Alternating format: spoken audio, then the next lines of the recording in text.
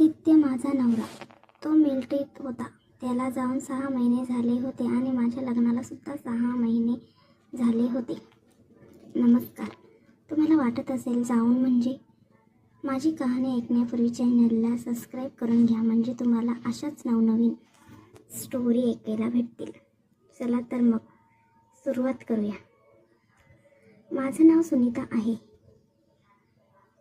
मी आणि माझा नवरा आदित्य यांनी लव्ह मॅरेज केलं होतं, पण आदित्य आणि माझं लग्न झालं.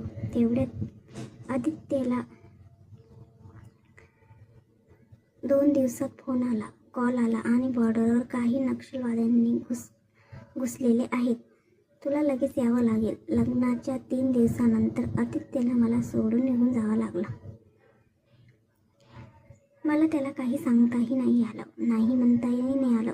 कामासाठी जावंच लागणार होतं, कारण तो आर्मीत होता. त्यालाच करायचे होतं. माझाही नाविलाज होता, पण आता करणार काय? लग्नाला 3च दिवस झाले आणि आदित्य मला सोडून निघून गेला. माझ्या मनात कुठेतरी चाललेलं होतं की मी आधी त्याला जाऊ नाही द्यायला पाहिजे होतं, पण माझं काही ऐकणार ही नव्हता ना. देशाचा प्रश्न होता, कारण त्याला माझ्या आधी त्याच्या देशाचं संरक्षण करायचं होतं, जास्त महत्त्वाचं होतं. पण 6 महिने उलटून गेली होती. आदित्यचा फोन आला की अजून 2-3 महिने त्याला घरी येता येणार नाही. आता काय करायचं? मला खूप अस्वस्थ वाटायला लागलं. तेवढ्यात माझ्या लक्षात आलं की घरात मीच एकटीच नाही, माझ्या सोबतीला माणसं आहेत. माझा दीर अरुण पण माझ्यासोबत राहत होता. माझे सासरेही होते. आता मला काहीतरी नवीन करायचे होते, कारण मला एकटं राहायचं खूप कंटाळा आला होता. अरुण कॉलेज करून घरी आलेला होता. अरुणला येण्याची मी वाट बघत होती. मी सगळं काम आटपून पटापट रेडी होऊन गेले. छान साडी नेसून घेतली, गळ्यात खूप छान हार घातला, एकदम छान तयार होऊन गेले. आणि थोड्याच वेळानंतर मी अरुणला माझ्या बेडरूममध्ये बोलावून घेतले.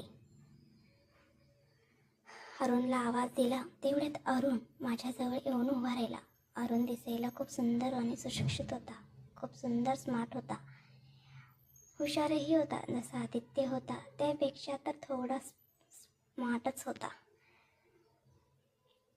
माझं सर्व काम ऐकायचा. माझ्या खूप जवळ होता तो. माझं सर्व उभं राहून ऐकत होता आणि मी त्याला माझ्या मनात चाललेला गोंधळ सांगितला. त्याने पण सांगितलं, वहिनी टेन्शन घेऊ नको, मी आहे ना, दादा नाही तर काय झालं, थांब थोडा वेळ, असं म्हणून.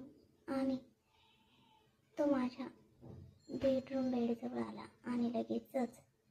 जर तुम्हाला पुढचं माझ्या मनातला गोंधळ स्टोरीचा भाग ऐकायचा असेल तर मला कमेंट करा, आणि ही स्टोरी आवडली असेल तर आपल्या स्टोरीला लाईक करा आणि चॅनलला सबस्क्राईब करा.